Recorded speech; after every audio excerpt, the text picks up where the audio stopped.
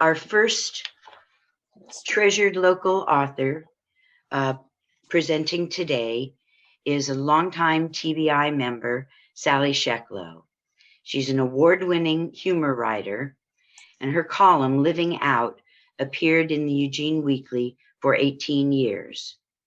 Although she's now retired from writing, the out of the ordinary, out of the closet perspective of her work continues to illuminate issues of the day, capable of changing hearts and minds, and most importantly, whenever possible, she cracks us up. Sally, can you unmute? All right. I pulled a couple pieces from the old scrapbook. Warming up. My mother, may her memory be for a blessing, was a homophobe. She couldn't stand the idea of me being a lesbian. It's like mating with an ape, she would say, prompting me to start calling Enid my little monkey. Mom wanted the kind of happiness for me that she had found with Dad, rest his soul, and she couldn't imagine me finding it with a woman. I tried to bring her around. You got the last good man, I used to tell her, a point she didn't contest. Before I came out, I had boyfriends, but none had been what you'd call good men. Mom held out hope for Roger, a handsome but abusive guy with a bad temper and a propensity for arguing with his fists. Roger was Jewish, though, and Jewish men don't hit women. She was convinced of it. Her denial was remarkable. In her wallet, she carried a snapshot of me, taken years after I'd come out, with a male friend giving me a birthday kiss on the cheek. To her, that photo proved that her daughter, who kept pestering her with PFLAG literature, was doing fine up in Oregon. There was no way she'd replace that photo with the one of me driving a tractor or competing in a kung fu tournament or, God forbid, kissing a girlfriend. My mom was tall, nearly 6 feet. She had big hands. She indulged herself in professional manicures and drank Knox gelatin to keep her long nails strong and beautiful. Her hand showed off her wedding band and a gold watch that had been her grandmother's. Other than that, she didn't wear jewelry. Her wardrobe was functional. She preferred slacks and sandals to dresses and heels, appropriate work attire for the Southern California desert where she lived. She kept her soft, naturally wavy hair cropped short with her own pair of barber scissors. My utilitarian style and dykey haircuts somehow made sense to her. It was my being a lesbian that gave her conniptions. Mom never mentioned the PFLAG brochures I left on her coffee table whenever I visited. I wished she would have talked to some moms who had found a way past their shame and disgust about their lesbian daughters. She stuck with her belief that my orientation was just a phase. When Enid and I had been together for 2 years, an eon in lesbo time, we traveled to my childhood home to introduce my little monkey to my parents. Mom was polite enough, but I could see it was taking an effort. We met at the cafe next to Palm Springs Paint, my parents' store, and the family business I had decidedly not joined, like my very hetero brother and sister had. Mom focused on her menu. She suggested the borscht and the chopped liver were both very good here. That was the perfect opening for Enid to share that she grew up working in her parents' delicatessen in Cleveland. Mom perked up. Not only had Enid's parents been small business owners, as she and her husband were, but they were also Jewish. Mom's assessment of Sally's friend shot right up her judgment scale to near human status. As far as Mom was concerned, 2 girls sharing a bedroom was a normal arrangement, so we lucked out. If you can call 2 amply rounded adults squeezing between the wall and the edge of my old single bed lucking out. Mom had intended for one of us to sleep on the rollaway, but here, in this alienating world of my past, I wanted closeness, and I got it. We fit fine if we both lay on our sides, synchronized our breathing, and held on to each other like anacondas. Dad, who wasn't troubled by my queerness, was turning 75, and Mom was preparing a big birthday brisket dinner. She asked me to climb onto the dining room table and tie some balloons to the overhead light fixture. I stood barefoot on the mauve painted table. Paint was our family business. When you own a paint store, it's impossible to leave anything natural wood. This was probably the fourth or fifth color for their teak dining room set. The high glossy enamel felt slick and cool against my feet. The narcotic aroma of roasting brisket hovered thickly up here near the ceiling. I must have looked a little unsteady. Mom cupped her large hands around Enid's pudgy arms and scooted her closer to the table. Stand here, so if Sally falls, she'll have something soft to land on. We were making progress. Mom did warm up to Enid eventually. She started treating her like a member of the family, asking how she was doing, and ending phone calls with, "Give our love to Enid." I think she saw that I was finding the same happiness she had enjoyed with my dad for nearly 50 years. I wish they had lived long enough to dance at our wedding. I like to think that given a few more years, Mom would have become less judgmental and even proud of my accomplishments in the struggle for queer justice. At least part of her dream for me came true. I found marital happiness. But the dining table in our house is still natural wood.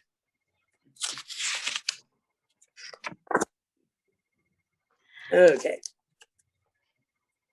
I think you'll recognize this sentiment.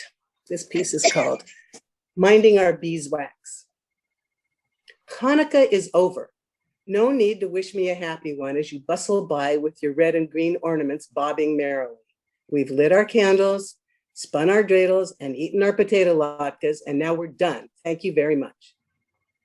That may come as a surprise to people who think of Hanukkah as the Jewish Christmas.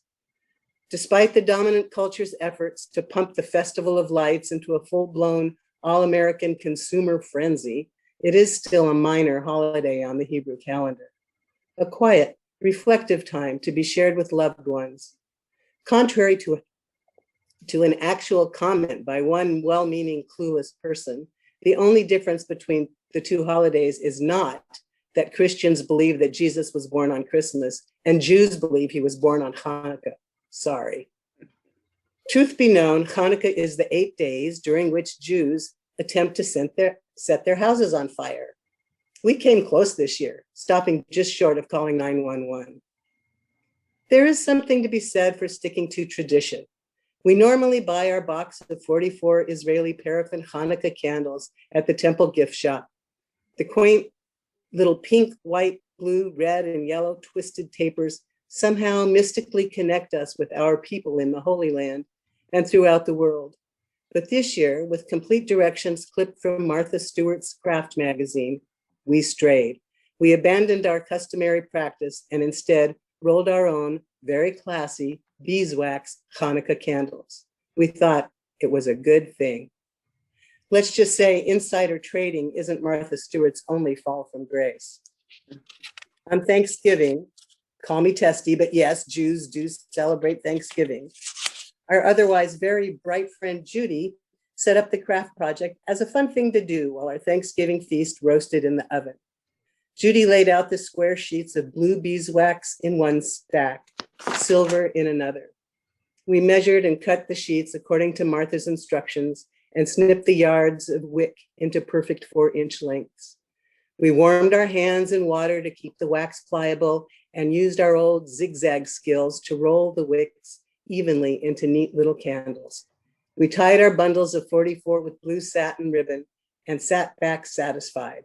Look what we did, all by ourselves. Don't ask me what we were thinking. As anyone who has studied the manual of sadomasochism safety can tell you, after their gag has been removed, beeswax burns hotter than paraffin, a lot hotter. A drip of beeswax will raise a blister. Paraffin just stings. Not something you're likely to get, but we remembered too late. Every year, my beloved and I dust off our beautiful blue glass Hanukkah menorah, given lovingly to us on the occasion of our nuptials by our circle of Jewish lesbian friends. Each night, we stand together in front of the mantle and honor our heritage by observing the candlelight ritual. We give a prayer of thanks for our ancestors, exchange small gifts, eat chocolate money, and hold hands while we gaze into the flickering candlelight. Except this year, we had to watch a much buzzed about episode of ER, A Lesbian Kiss, and we left the candles burning on the mantle while we turned our attention to the television. That's when we learned why watching TV is not a traditional Hanukkah activity. It's amazing how much smoke can fill your house before you notice it. Things could have been a lot worse if my beloved hadn't arisen from our reclining love seat to let the cat in and smelled something burning. Who knew they could make something that looks exactly like real glass out of flammable resin? In a moment of religious insight, it occurred to me that the bush Moses is reported to have seen burning in the desert was neither a shrub nor the secret lesbian interpretation of a burning bush, but actually a bush replica made entirely out of resin. Perhaps my sweetie and I can take some solace in surmising that we are the true chosen people among all the other Jews whose Hanukkah flames are limited to their piddly little candle tips. An entire menorah crackling in full blaze is an awesome sight. It makes the word God just fly out of your mouth.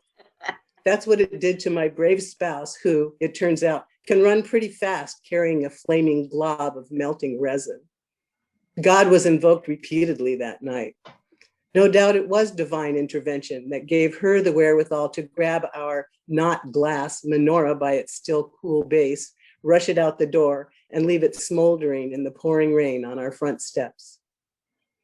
So, if you happen to notice some Jews being just a wee bit cranky this time of year, please don't wish us a happy Hanukkah. Maybe we already had one.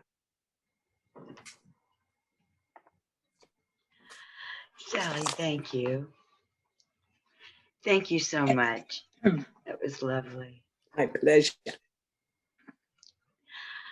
Ellen Rifkin will be our next presenter. She's been a valued Sisterhood and TBI member for many years.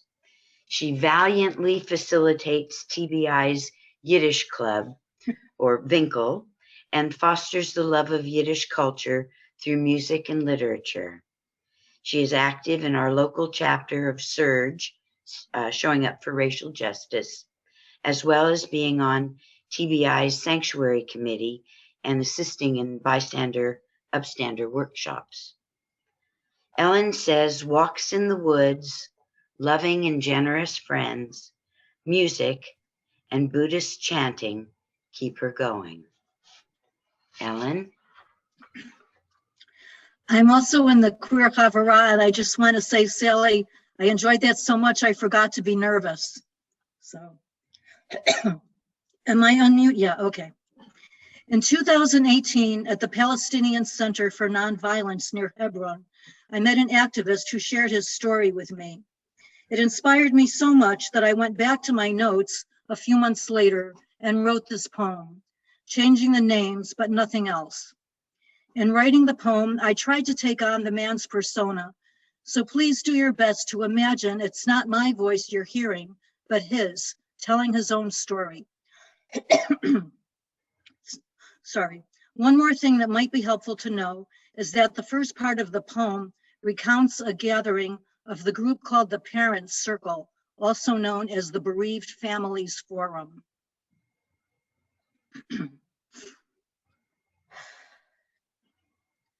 So much astonished me about that day. Not only the tears, I remember still the shock of that, but what were these Jews doing in my house, my mother's house, my own mother, who'd spent more time in Israeli prisons than I had? I couldn't make sense of it. And my body still aching with pain then, my whole left side, shoulder to shin, from where the settler had shoved me down with the butt of his bayonet. I'd been dragging that pain around for months, shackled to its chain. Though I admit it was a welcome distraction from the pain of losing Hassan. My brother, my best friend, Papa to my nieces and nephews. That was the real wound, the void under everything. Even now, I don't know which was worse, touching his mute absence, missing him, or remembering his body shattered to bits. He was no criminal, no terrorist. And now they were here, his murderers, in my mother's house, a place that had become home only because her parents fled the guns and tanks in 48, took their children to safety, and were barred then forever from that little village near Jaffa. Their olive orchards and orange trees, their wheat fields and threshing floor, and that dusty path leading to the glittering sea. That's how my mother pictures it anyway. Yet here they were, right in our home, at my mother's invitation. I didn't get it. I guess I'd stopped paying attention to my mother, to anyone. Everything had gotten too hard, too confusing, too hopeless after Oslo, that huge delusion, Israel taking more land every day, imprisoning 14-year-olds for most of a school year because they had thrown one stone. Our own government half the time making the arrests for them and stinking with corruption. So nothing made sense. Should we reach out for peace or fight for freedom like the warriors we were supposed to be? Every morning you wake up, a headache of confusion, despair. And after Hassan's murder, yes, I was tempted again by revenge, by needing to punish for his sake, for his honor. It was a tsunami of need, and it kept rising up, this ache for justice, until I realized true justice never would happen. Justice would have meant Hassan with us, right here, playing with his kids, teasing his wife, his hands gripping both my shoulders in that way of his before he told me I needed a haircut and hugged me. So you can imagine my shock at those people in our house, at everyone actually talking about the dead. My mother talking about Hassan, our neighbor Layla wailing about Suleiman, who'd been buried next to his cousin only last week. And these Jews, that's what I still can't get over. Their children had died too, and their tears were as real as my mother's. I just sat on the outside of their circle, my leg throbbing again from the settlers' assault, and watched my mother's face take on a softness I'd never seen her allow except with family, describing Hassan to these strangers, telling them about that surprised, hilarious look on his face when he took his first steps, telling them about his dream to be an engineer until their army closed down Berzait. And when she told how proud he was of his kids, how he and Nadia fought over who would put them to bed, and how he comforted them when their grandma was in prison, I saw these Jews were listening. They listened while my mother described how their soldiers had just walked away from Hassan after emptying their bullets into him. Hassan's life was taking on a different dimension, right there, right then. And I was changing too, because their tears upended me. They cried with my mother, and for their own kids or parents, or brothers or sisters killed in a cafe bombing. I had to twist myself inside out to take it in. Jews with tears. And I realized to my shock that I wanted to talk too. I wanted them to hear and to know the kind of brother Hassan was to me. Not the cause he represented, not how he was a martyr. I just wanted to miss him with people who also know this loss that never ends, who also know that more killing won't heal it. It wasn't the first time I'd thought about nonviolence. I knew it could be useful. In prison, I'd been in about a year, my mother almost 3. They kept refusing to let us meet. Prison, you know, in that time of resistance, was a university for us Palestinians. The best of us, our smartest, most educated people, were in Israeli prisons. And we organized ourselves into classes. You could learn philosophy, math, political science, economics. I learned about Mandela there, and Gandhi, and Abdul Ghaffar Khan. Anyway, after maybe the 10th refusal of our request to see each other, we staged a hunger strike, my mother and I. And after 17 days, we won. We got to see each other. So that was a deep lesson. I saw that nonviolence could be powerful. But this gathering today was an opening to a different learning, something deeper than strategy. I'd always seen my people as victims of great injustice. We were the champions of suffering. And those Jews, with their tanks and prisons and nuclear bomb, their whining about a Holocaust that made our suffering trivial to them, if they could see it at all. The very idea that they were our victims had been absurd. Now, I see the whole game was absurd, this Olympics of suffering. So that was the beginning, the shock of Jewish tears. I grew up assuming that a Jewish person has no tears. After all, who were Jews to me? They were my prison guards, or the soldiers who killed Hassan, who slammed Yusuf against the wall in his own house at 2 a.m, or the settlers, always and everywhere trying to make us hate them, exhaust us with their harassment so we will give up and leave. Jews, they were people in uniforms, military or religious, who look at you with contempt, who never seem to see your pain. So suddenly I learn they can see it. They have their own pain, and it's just like mine. And stunningly, my actions give rise to their pain. That's a hard awakening, because it's much easier to be the victim. You know, that's what I believe fuels the cycle. True, at the end of the day, the Israelis are the occupier. Our power compared to theirs is laughable. Economics, law, infrastructure, state violence, they hold the cards. But the daily suffering, we both keep it going. We both cling to the victim identity as if it were oxygen. It tells us who we are. It's our collective meaning, our place in history.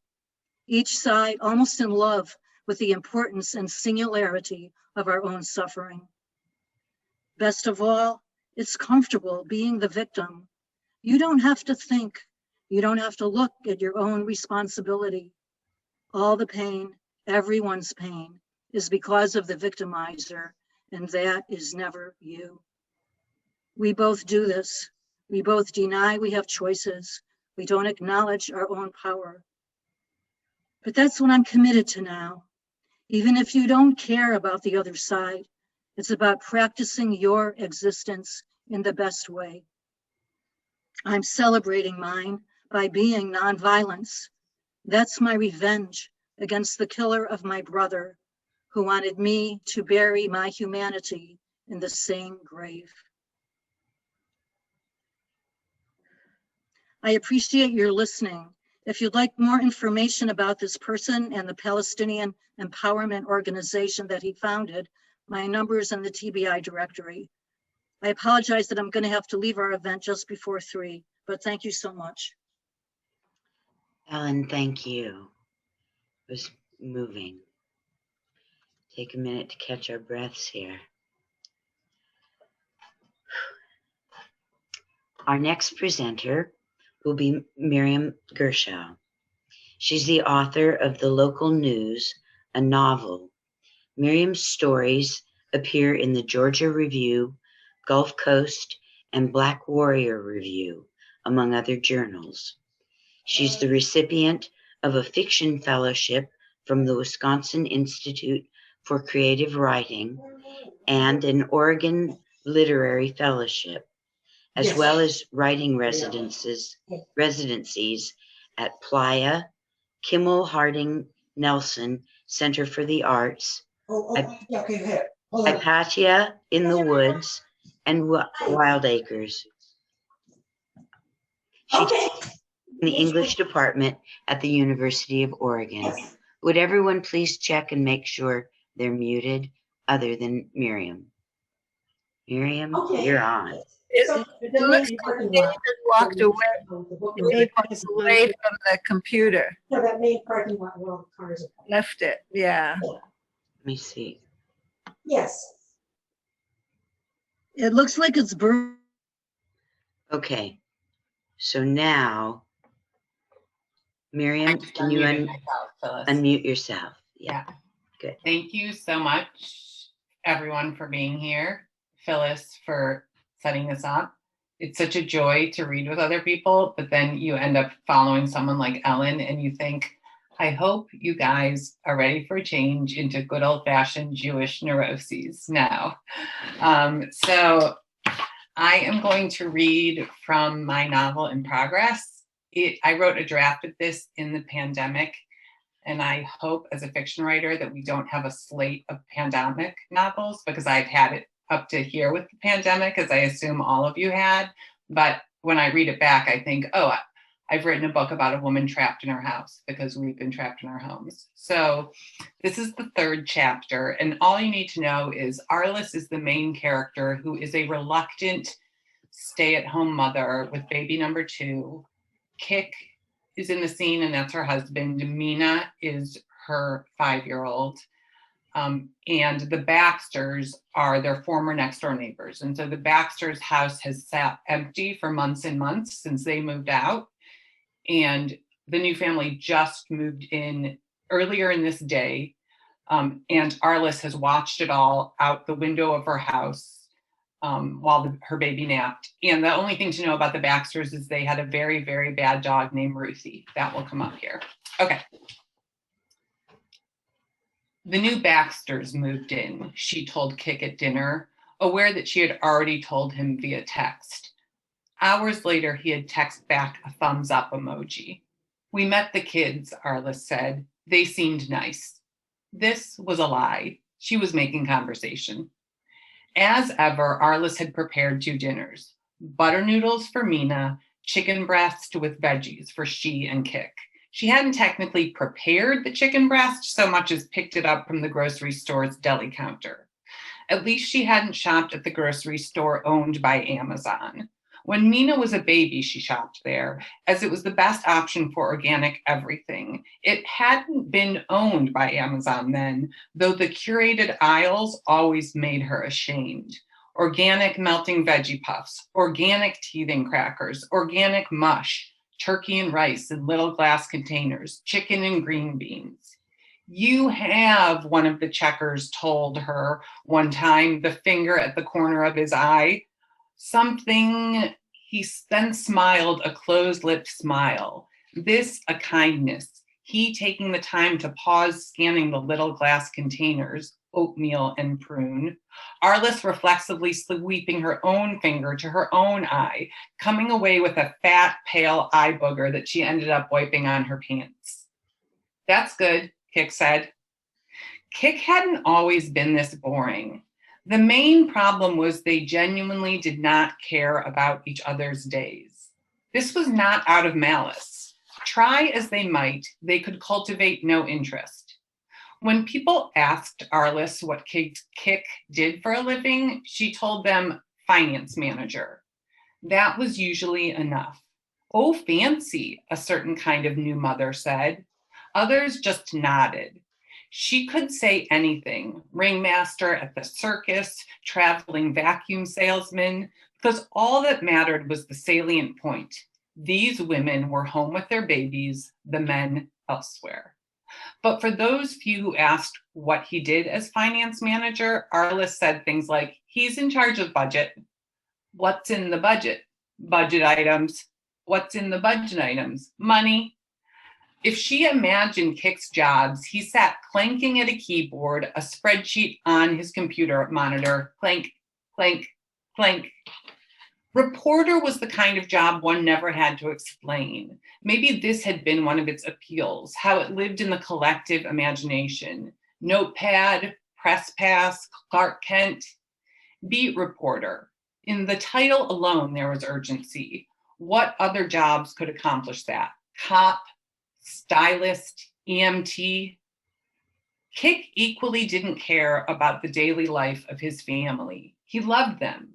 He was bouncing the baby on his thigh now as he ate, one strong arm around her torso, the baby making the amusing buh, bouncing noises that cracked Mina up.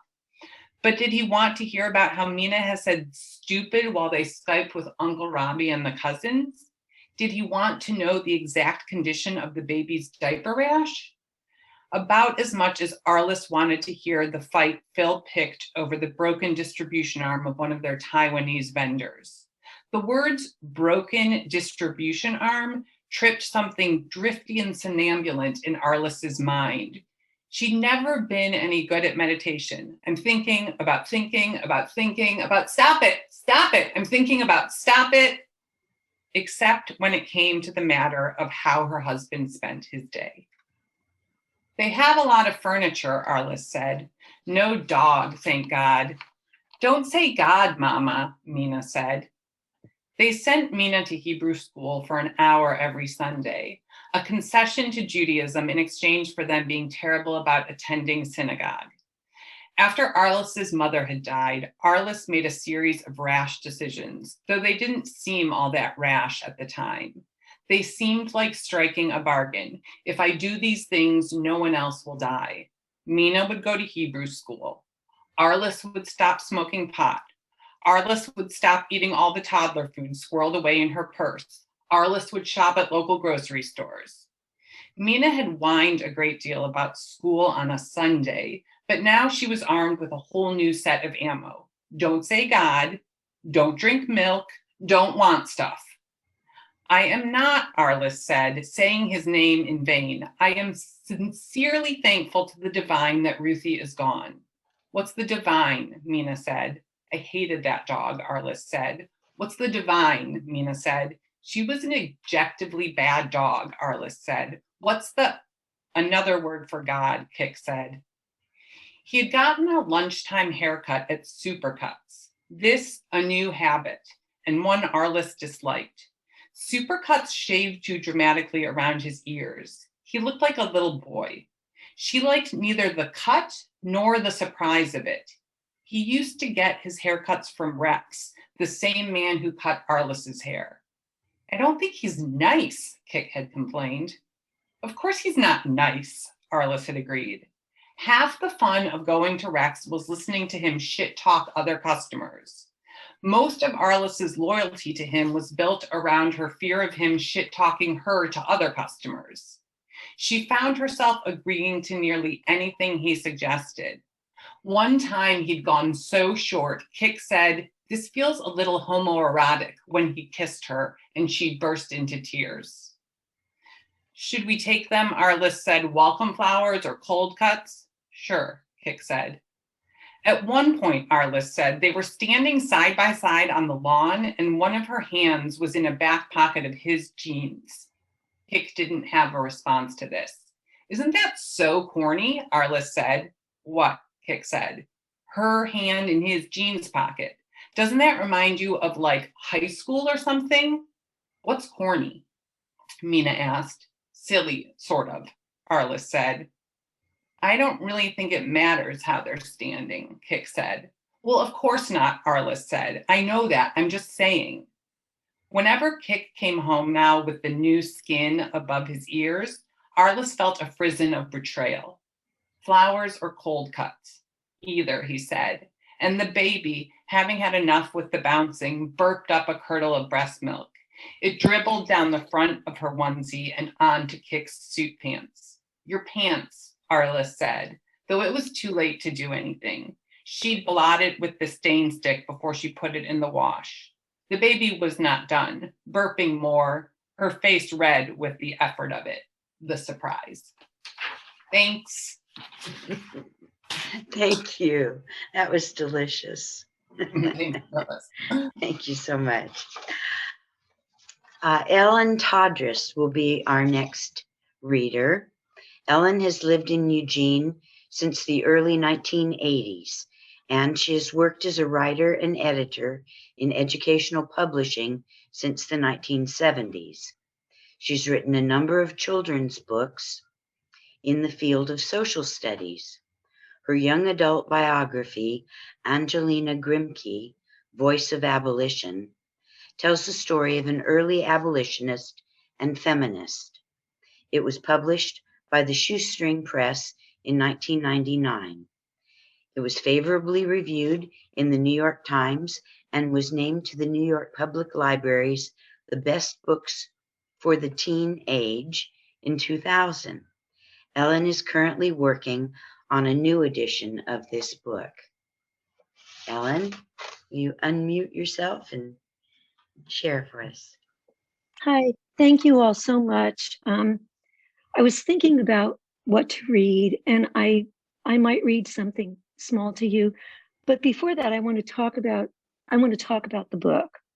In a way, it's thanks to TBI that this book was written. My husband and I had been living in Fiji, and we came home. Our kids were 8 and 12. And I didn't have any work at that time, because I just got back from Fiji. And I got a call from TBI asking if I would be interested in spending a couple of hours a week with a lady who was homebound. She was an author, she was a musician. Ellen Rifkin knows exactly who I'm talking about. Her name was Sid Skolsky. I don't know if any other people here know her or knew her. She was a fascinating woman, and lived in a little place and spent most of her life at that time on her big recliner. But what she decided to do was mentor people in order to give her life meaning and give other people more meaning for their lives, I suppose. So she proposed, she knew what I did. We talked, we got along very well. And she proposed that I write a book. And, I'd already written a book and I've written chapters for social studies, but I never really thought about what would be interesting to me. And I started to play with that idea. And I came across, in research for a social studies project, I came across the writings of Sarah and Angelina Grimke, which struck me as very modern and very accessible and very powerful. And I started to think about teenagers, and this was the 1990s, and well, gosh, I wonder how many people really know about this story. And I figured not too many. And I thought that young people should really know what women how women had had to struggle to gain the right to speak in public. Now, when I say speak in public, I'm not talking about being out on the street and talking with a friend about where you're going to go shopping next. I'm talking about going to a public place like a church and addressing an audience. In the 1830s, that was unheard of. Women were not allowed to do that. Any woman who tried would be considered insane, and would be grabbed. I mean, I don't think many did try. So anyway, I decided to write a book about, thanks to Sid, I decided to write a book about one of these sisters, Angelina Grimke. And I wanted to tell you a little bit about one of my research stories. Anyone who's ever done research, it sounds like it's going to be so boring, right? You go to a library and you sit there for hours and you try to pick out something important out of, volumes and volumes. That's not the way it is. I mean, there is that, but every once in a while, something really phenomenal happened. So Angelina Grimke was born in South Carolina. She lived in Charleston. She was born in 1805. She lived in Charleston until 1828. And she left home to move to Philadelphia, where her older sister was. And that's where her evolution as an abolitionist and as a feminist began. So I went back to Charleston to see what I could find about the Grimke family. One of the things I found out is that, I don't know if any of you have been to Charleston, there's a plantation very close to the town called Magnolia Gardens. It's really beautiful. And I decided I'd go to the plantation and do a tour with a couple of docents. There were maybe a dozen of us on the tour. The docents were, I would say elderly ladies, but that would be describing myself right now too.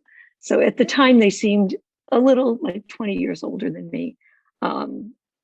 And they gave a tour, and I happened to know that the family who ran the plantation had a little shack where they taught their slaves how to read. And that was illegal at that time in South Carolina, but they did it anyway. And the owner of the plantation was a brother of Sarah and Angelina Grimke. So after the tour was over, they asked if we had any questions. And in my innocence, I raised my hand and said, I'm writing a book about Angelina Grimke. And I know that her brother Thomas owned this plantation. Can you tell me anything about the little shack where the slaves were taught to read? And this woman drew herself up like a hen, a ruffled hen, and said, oh, we don't talk about those people around here. That was 1997.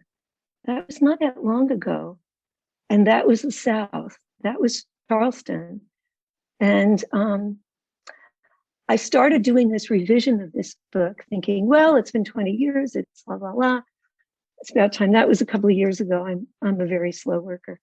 I looked at my first chapter, which is about a mob, maybe in February of this year. And it was chilling to me that I knew exactly how those people behaved because I had watched TV on January 6th and I saw a mob in action.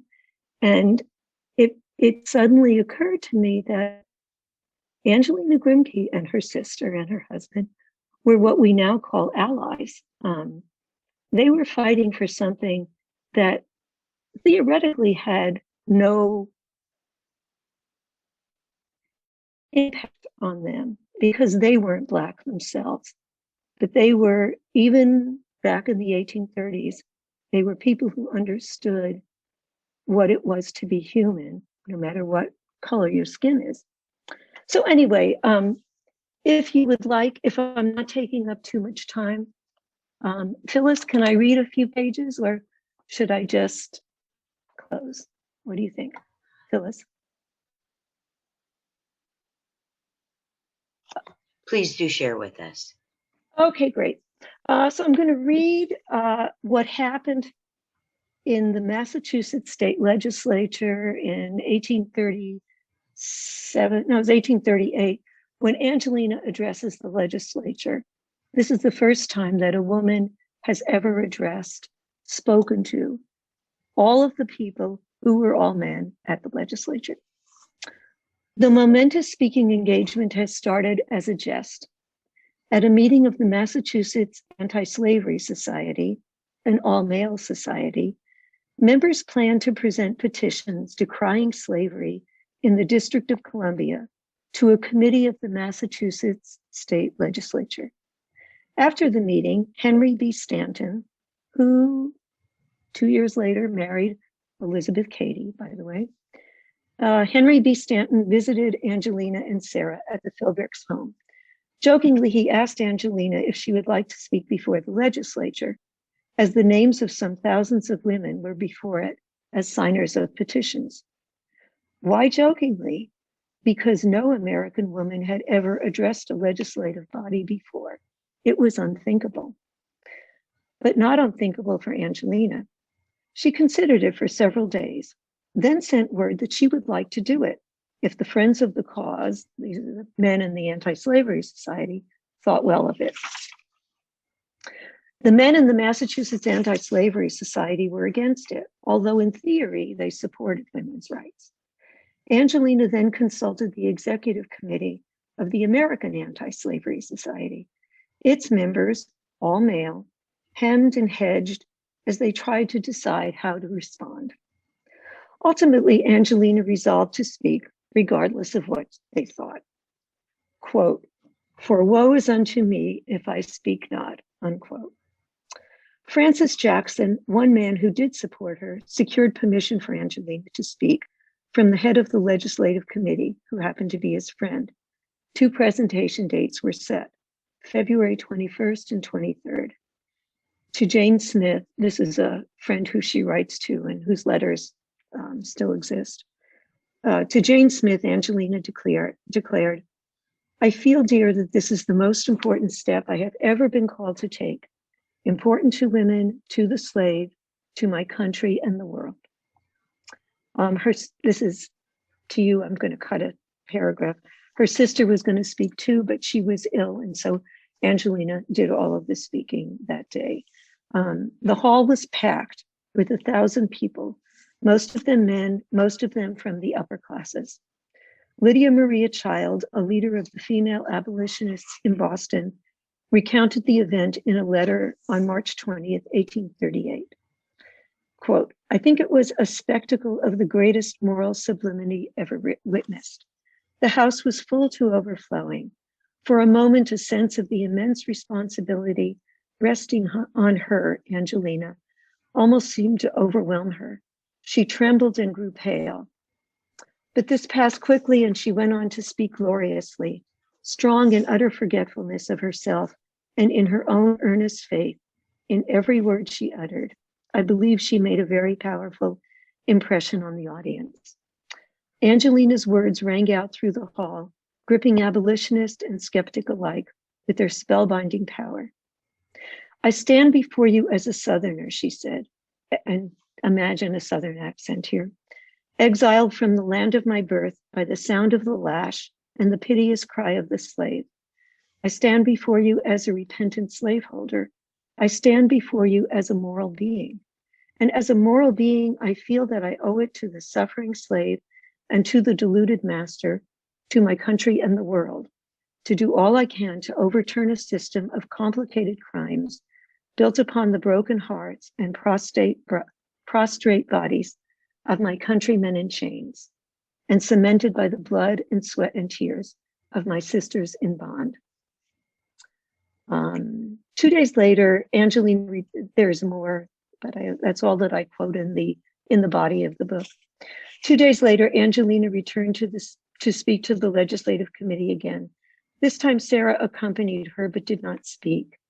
The chairman invited Angelina to address the audience from his own lectern, and Sarah was seated in his chair.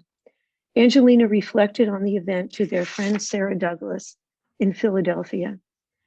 What the effect of these, this is a quote again, what the effect of these meetings is to be, I know not, nor do I feel I have anything to do with it. This I know, that the chairman was in tears almost the whole time that I was speaking. We abolition women are turning the world upside down. End of quote. And that's where I'm going to stop my reading. Thank you. Thank you very much. Thank you, Ellen. I don't know if you are aware, particularly appropriate, tomorrow is International Women's Day. Yes. So we are so timely, among other things. Thank you. Thank you.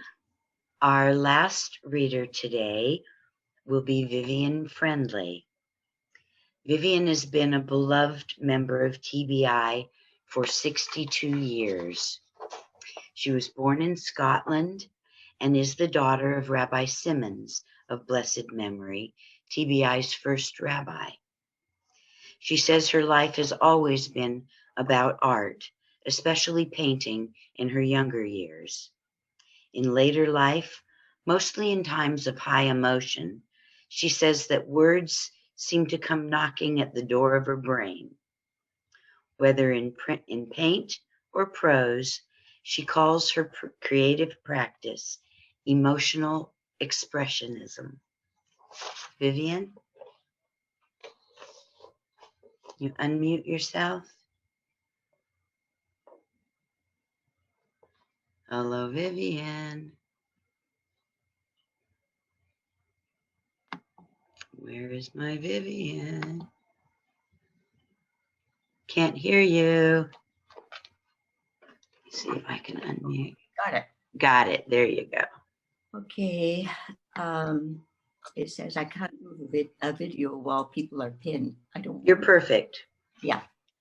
Okay. When I was invited to read, I thought, no, I haven't done anything much. I haven't published, I haven't spoken, I have exhibited only very few exhibitions of painting, and I'm just not creative anymore. So I dug amongst some of the stuff that clogs up my house, and I found some old writings, and my goodness, I read some of them and I started writing again a little bit. So it's nice to know that the creativity has not vanished entirely. So I'd like to read 3 things, or maybe a 4th if Phyllis will let me. I'm so tough. They go over a period of years. Like, you know, I'm an old lady. I wrote a long time ago. Okay, this is, are you ready for this? This was written in 1973. Another time, to my psychiatrist, 1973. I wish we could have met some other time in life. This was too near the deathbed of my son, and my heart dying saw there too the death of that dull yoking witch-faced sailing I had called a love. I think I loved him once or tried, but that was an illusion, as I know, as you may be. And yet, I do but wish we could have met another time in life, when I was still all hope and joy and promise, and I'd have given you the only thing I had to give, myself. Perhaps on some green Scottish hillside where a tree rained perfumed apple blossom on our entwined forms, or by some thorny bank where foxgloves grew and harebells. Looking up, I'd see the arching berry canes, susurrating leaves patterned against the sky, and one small butterfly of blue, slow flitting by. And that would be an imprint on my mind forever of that time of joy. Or on some bed of heather and of fern, filled with the scent of summer and the drone of bee, where one incurious roebuck raised his lovely head against a backdrop dark of age-old pine.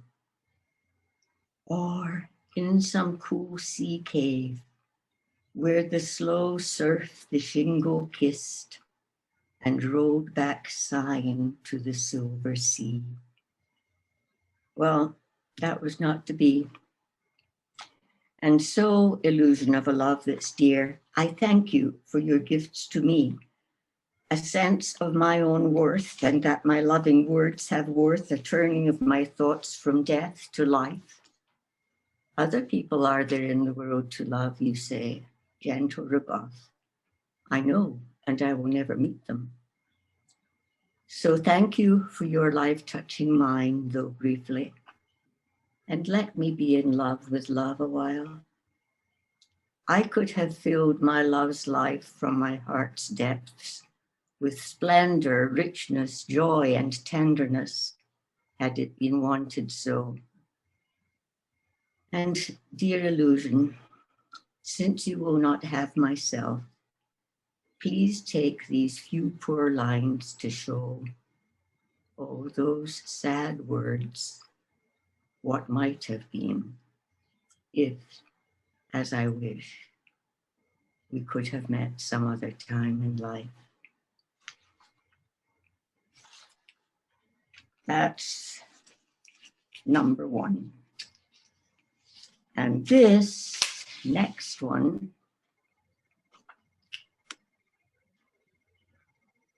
was written when I was asked to write and read something for Rosh Hashanah in the year 5768, 2007 civil calendar.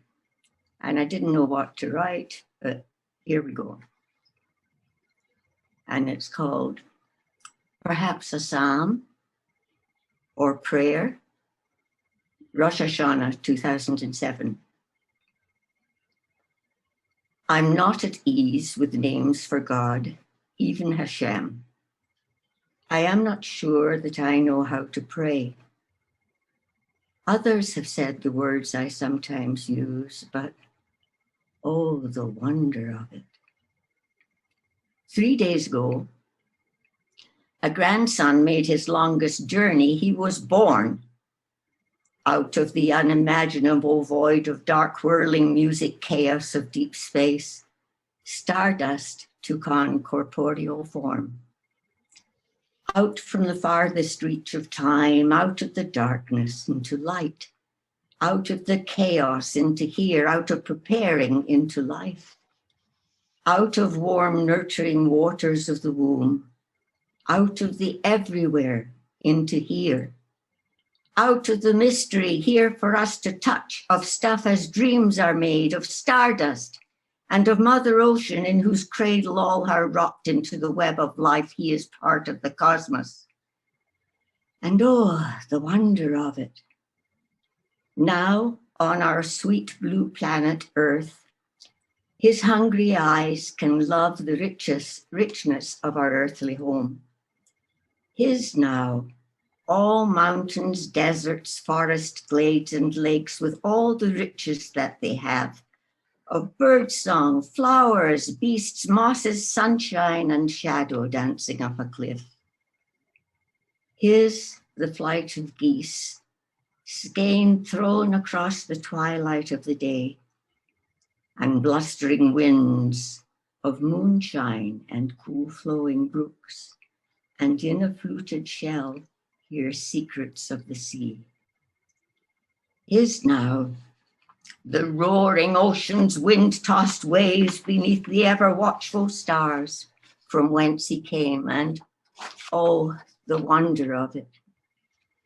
His now, to marvel at the joy of life, to see all heaven in a grain of sand, to know the miracle within a seed, the myriad seen and not small crawling things, to love all birds and beasts, rejoice in flowers, forests, mosses, clouds, and plains.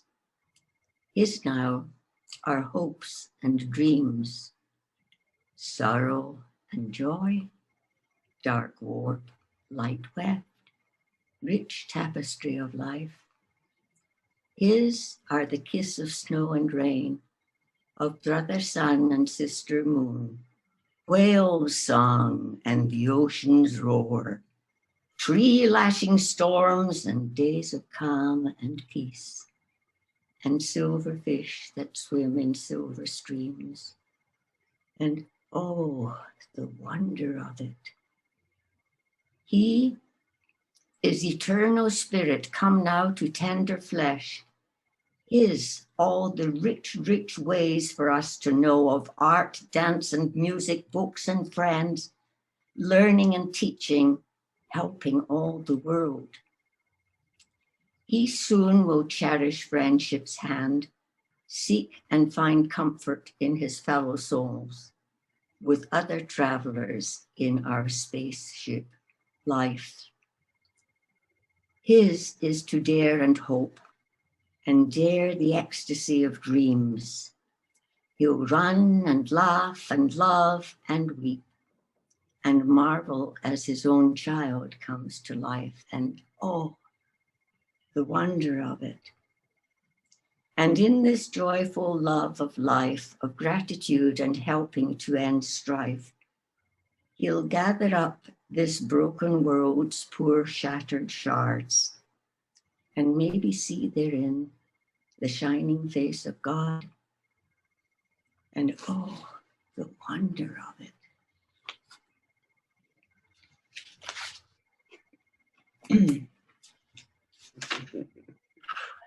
And when I was asked to read something, Phyllis, I didn't know what to do. I wanted to do something. And so this was written maybe a couple of weeks ago. And it's called Cup of Water is what it's called.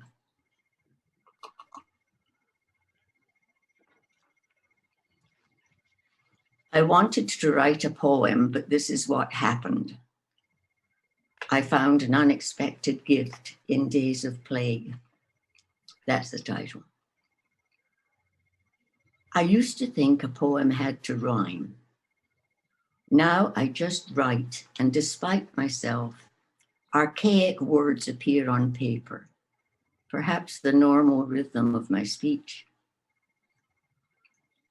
In enforced solitude, I go into the hoarder's ragbag of my mind. In time of plague, I do not always know the days. The calendar, formerly relentless hamster cage wheel revolving always back to that same point and dragging me to relive seasons dark. It's changed and goes in fits and starts and doesn't always take me back to relive griefs as seasons change. The hoarder in me, sleepless nights, invites without intent the jumbled contents of my bipolar mind. Mostly, I summon essence of those who loved me, or more honestly, the lovers whom I loved without requite. The litany, the telling rosary goes bead by bead. If one's forgot and comes to mind again, I start the litany again to recall all their names. How I loved this one, and remember him. Their shadows come by name forwardly, singly from the long past years. And for a moment in my memory, shine in immortality. But following this, there always comes from those same years the roster of loving dogs it is that comes to mind. Remembering the pack in detail, names and forms and character, if one of those forgot, remembered goes it also back, told again in sequence of its time, in order to repeat those names of love. I feel their once warm bodies, see the devotion in their eyes, and humbly recall their presence as a gift. And feel perhaps, but not so deeply now, the grieving at their loss. The incongruity is not so great. Of love and faithfulness, the dogs gave more than men. And this is something then these dreadful days have brought, so unforeseen. Without the knowing knell of passing days, a gift that gives a sometimes respite from repeated griefs. Gray, shadowy forms of men and dogs step singly forward and are given for one moment immortality. Even that much beloved little one, the son whose death carved in my heart a bottomless pit of always present grief. Even him, even he, does letting go of him deprive him of that immortality? Even he, my more than precious son, the memory of him in these days of strange, suspended time, I timorously touch and find not so much agony, but a gentle breath, as soft as moth wings, on the yielding fortress of my heart.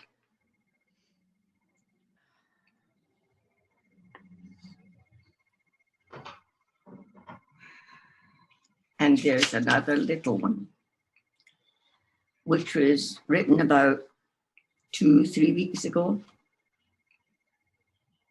when it was pointed out that the trees in my little orchard had sort of gotten away from me. It's called Sonnet for a Neglected Orchard. The inept erstwhile tender of this garden space, the refuge now of unseen singing birds, as metaphor for life, sees tangled, lichened, and deformed limbs from wizened trunks like legs all varicosed with 3D roadmaps. These limbs strangle each other in their search for light. And though the sky is hidden, through that matted web still falls some fruit which human hands neglect. For unpresuming small wildlife that prospers here, rich trove. Some stranger passing by in spring, some future time, seeing blooms burst out in beauty that will steal the breath, will think, these show that once there was a homestead here that's gone. Holy moly. Vivian, thank you so much. Thank you. I love reading aloud to people. So thank you very much for giving me this opportunity. Well, we've loved listening to you and the other incredible, wonderful authors that so generously shared with us today. What a variety and wealth of talent. We are so blessed. Thank you all for joining us today. I know you had lots of other options, and I'm just so delighted that you chose to spend this time with us. If you'd like information about sisterhood, or if you have ideas for programming that you'd like us to pursue, please feel free to contact me. I'm in the directory and most everybody knows how to find me. Anyway, thank you all so much. Go out and have the rest of a wonderful Sunday.